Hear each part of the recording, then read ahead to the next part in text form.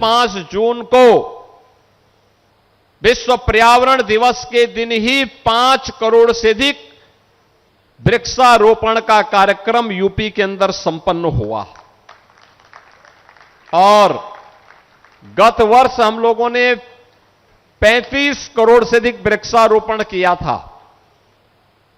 और पिछले 9 वर्ष के अंदर जो अभियान चला है, इस अभियान में कुल मिलाकर के अब तक 242 करोड़ वृक्षारोपण के कार्यक्रम को यूपी ने संपन्न किया है।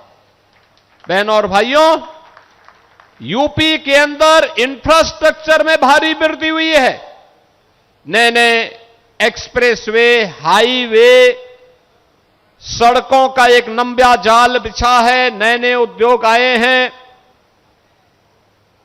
शहरीकरण में भी नई नई कॉलोनियां बनी हैं, बसी हैं। सबसे ज्यादा भौतिक विकास की गति को तेज करने में योगदान देने वाले राज्य के रूप में यूपी ने अपने आप को स्थापित किया है। लेकिन सबसे ज्यादा भौतिक विकास के साथ साथ पर्यावरण की दृष्टि से बड़े राज्यों में यूपी ने अपने वनाच्छादन को भी विस्तार देने में सफलता प्राप्त की है। और मुझे बताते हुए प्रसन्नता है, मेरे सामने आया है, उत्तर प्रदेश में हम लोगों ने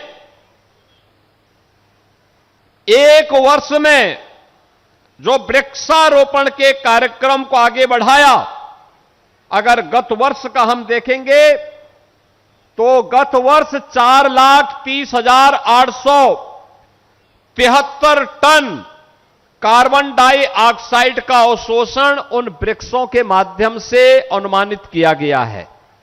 यानी जो एक तमाम विषैली गैसें स्वास्थ्य के लिए प्रतिकूल होती हैं, जीव सृष्टि के लिए प्रतिकूल होती हैं,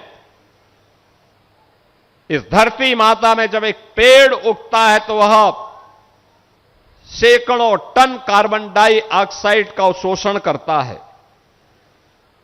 कार्बन का संचयन 1,17,500 टन इस दौरान हुआ, धरती की उर्वरता को बनाए रखने के लिए। और ऑक्सीजन का उत्सर्जन जो इसके कारण हुआ वह है 3,13,373 टन।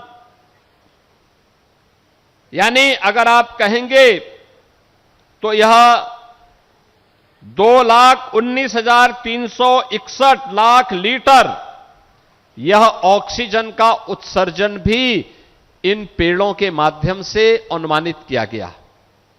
और अगर 9 वर्षों के इन आंकड़ों को हम जोड़ करके देखेंगे तो बहनों और भाइयों, जो वृक्षारोपण के बड़े कार्यक्रम को हम लोगों ने यूपी के अंदर इस दौरान किया और उसके कारण वृक्षारोपण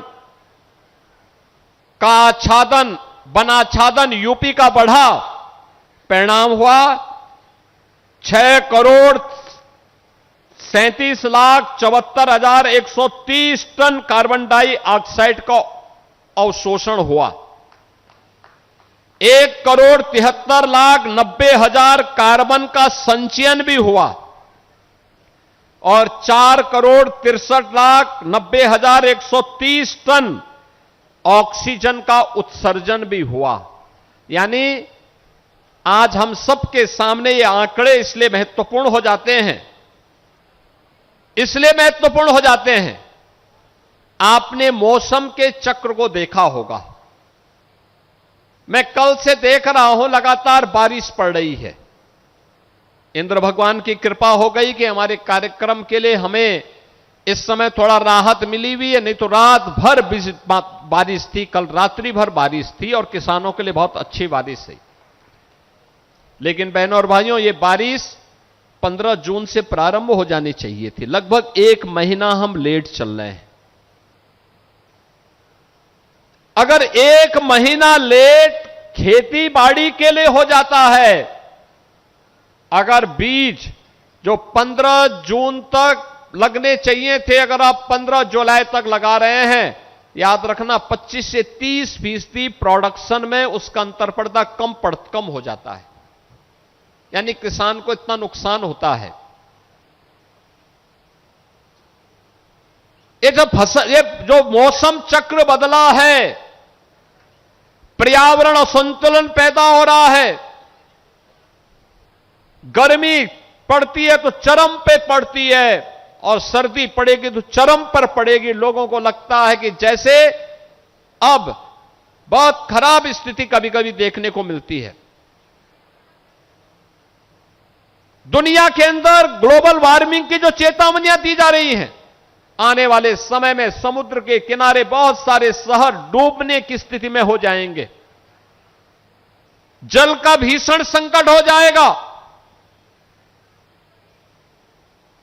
बहुत सारी सिटी ऐसी हो जाती हैं जो सर्दियों में गैस चेंबर जैसी बन जाती हैं। अलर्ट जारी करना पड़ता है कि बुजुर्ग लोग, बीमार लोग और बच्चों को बाहर नहीं निकलना चाहिए, मास्क लगा करके निकलना चाहिए।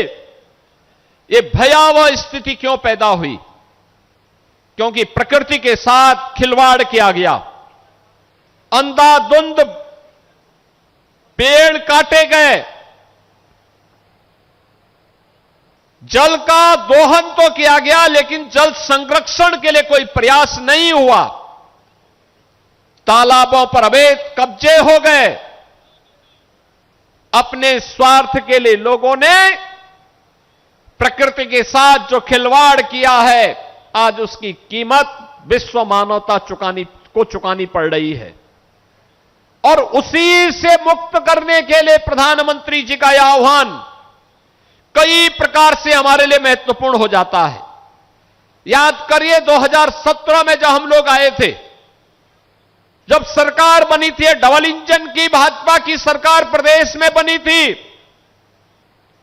तब हम लोगों ने तमाम रंग बिरंगी जो स्ट्रीट लाइट होती थी, पीली लाइट होती थी, हेलोजन की लाइट होती थी, इसको हटाने का अभियान चलाया था।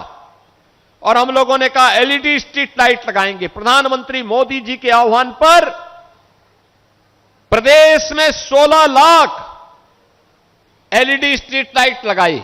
याद करना, इसके कारण 100 करोड़ रुपए की बचत यूपी गवर्नमेंट को हुई थी। कार्बन उत्सर्जन जो हेलोजन से होता था उसमें काफी कमी आई और शहर में एलईडी स्ट्रीट लाइट सुंदर स्ट्रीट लाइट के रूप में जलती हुई दिखाई दी। नहीं तो हेलोजन जलता था, कीड़े मकोड़े भी उसमें जलते थे, भयंकर बदबू आती थी।